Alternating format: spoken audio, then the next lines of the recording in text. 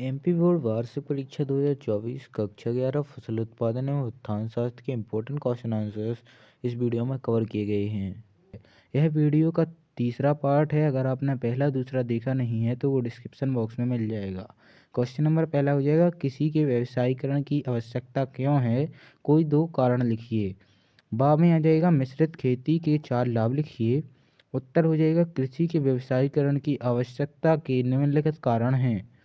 पहला, कृषि के व्यवसायीकरण द्वारा किसानों को खेती की नई नई तकनीकों के बारे में जानकारी मिलती है। दूसरा, इसके द्वारा किसानों को उनकी उपज का उचित मूल्य मिलता है, जिससे उनकी आर्थिक स्थिति सुदृढ़ होती है।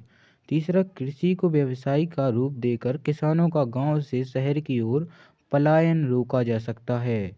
चौथा, फसलों की किस्मों का चयन बाजार की मांग के अनुसार किया जा सकता है, जिससे हम दूसरे देशों से प्रतिस्पर्धा कर सकते हैं। दूसरा हो जाएगा, मिश्रित खेती के लाभ निम्नलिखित हैं। पहला, मिश्रित खेती से किसानों को अधिक आय होती है। दूसरा, खेती के अलावा अन्य आय के साधन उपलब्ध होने पर कृषक की आर्थिक स्थिति में सुधार होता है।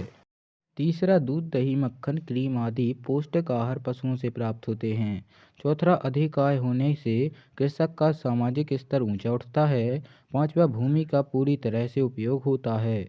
अथवा में जाएगा, झूमिंग खेती से आपका क्या तात्पर्य है। दूसरा हो जाएगा, विशिष्ट खेती के 4 लाभ लिखिए। पहला, वह खेती जिसमें किसी स्थान विशेष की उर्वरा शक्ति कम हो जाने पर मनुष्य किसी दूसरे स्थान पर जंगलों को साफ करके खेती करने लगता है, स्थानांतरण खेती या झूमिंग खेती कहलाती है। खेती की यह विधि प्रारंभिक कृषि युग में अपनाई जाती थी। असम एवं मध्य प्रदेश के कुछ भागों में आदिवासी जातियों द्वारा इसका अभी भी प्रयोग किया जाता है। विशिष्ट खेती के प्रमुख लाभ निम्नलिखित हैं। पहला, फार्म पर उत्तम प्रबंधन द्वारा इसे व्यवसाय का रूप दिया जा सकता है। दूसरा, भूमि का उत्तम उपयोग हो जाता है। तीसरा, कम क्षेत्रफल होने पर अधिक लाभ कमाया जा सकता है। चौथा हो जाएगा, श्रमिकों की दक्षता एवं क्षमता में वृद्धि होती है। प्रश्न क्रमांक 16, उद्यान के स्थान का चुनाव करते समय किन किन बातों का ध्यान रखना चाहिए। उत्तर हो जाएगा, फलोद्यान की स्थापना हेतु स्थान का चुनाव करते समय प्रमुख से निम्नलिखित बातों का ध्यान रखना चाहिए। पहला, जलवायु। फलोद्यान की स्थापना स्थानीय जलवायु के अनुसार ही करते हैं। अनुकूल जलवायु के न मिलने पर फलोद्यान से अच्छी पैदावार नहीं ली जा सकती। भूमि की किस्म।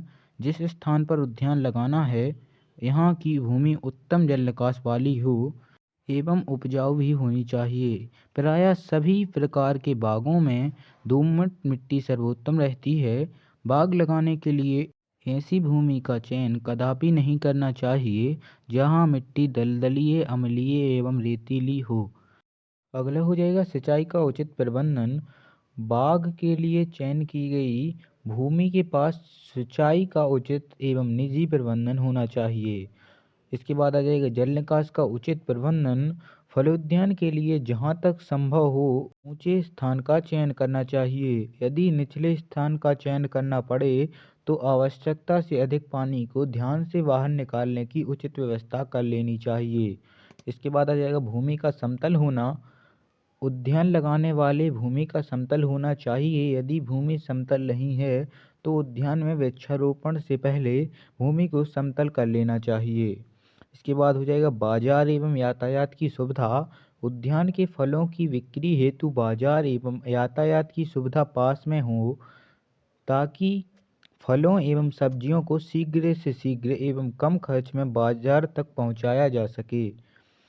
फिर आ जाएगा, पर्याप्त एवं सस्ते मजदूर की व्यवस्था।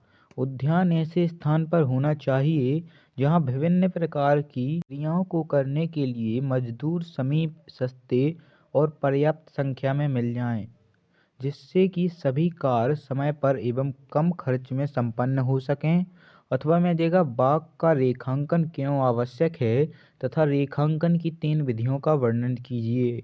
इसका उत्तर हो जाएगा, बाग को सुंदर एवं आकर्षक बनाने हेतु रेखांकन बहुत आवश्यक है। इसके द्वारा ही बाग में विभिन्न प्रकार के पौधों को सुनियोजित तरीके से लगाया जाता है। ऐसा करने से बाग अनायास ही लोगों को अपनी ओर आकर्षित कर लेते हैं। रेखांकन की प्रमुख विधियाँ निम्न प्रकार हैं। पहला, बनावटी विधि। इस विधि में उद्यान लगाते समय एक खास क्रम का ध्यान रखा जाता है। इस विधि में बिना किसी डिजाइन के पौधे को इधर उधर फैलाया नहीं जाता। अगर बाग के बीच में कोई खास सड़क होती है तो उसके दोनों ओर एक जैसे पौधों की डिजाइन बनाई जाती है। आगरा का ताज उद्यान इसी प्रकार की शैली का उद्यान है। इस उद्यान को 16 भागों में बांटा गया है।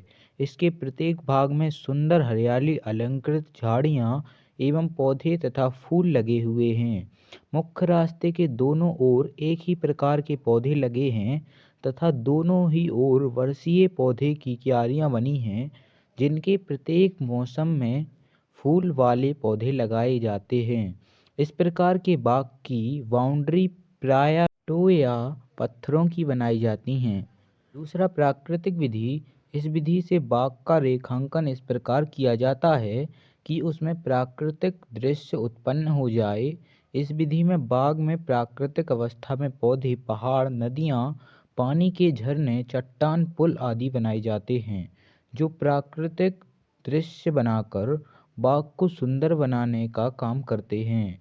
इस विधि में बाग का रेखांकन करते समय बाग में पानी को विशेष महत्व दिया जाता है। तीसरा हो जाएगा स्वतंत्र विधि। इस विधि द्वारा रेखा अंकित उद्यानों में प्राकृतिक एवं बनावटी दोनों विधियों का सम्मिश्रण होता है। आजकल अधिकतर शहरों में ऐसी विधि द्वारा बागों का रेखांकन किया जाता है। फ्रेंड्स, अगर आपको वीडियो पसंद आई हो तो वीडियो को लाइक करें, चैनल को सब्सक्राइब करें, और अगर आपने वीडियो का फर्स्ट सेकंड पार्ट नहीं देखा है तो डिस्क्रिप्शन बॉक्स में लिंक मिल जाएगी, वहां से आप चेक कर सकते हैं। बाकी मिलते हैं किसी और वीडियो के साथ, तब तक के लिए थैंक्स फॉर वॉचिंग।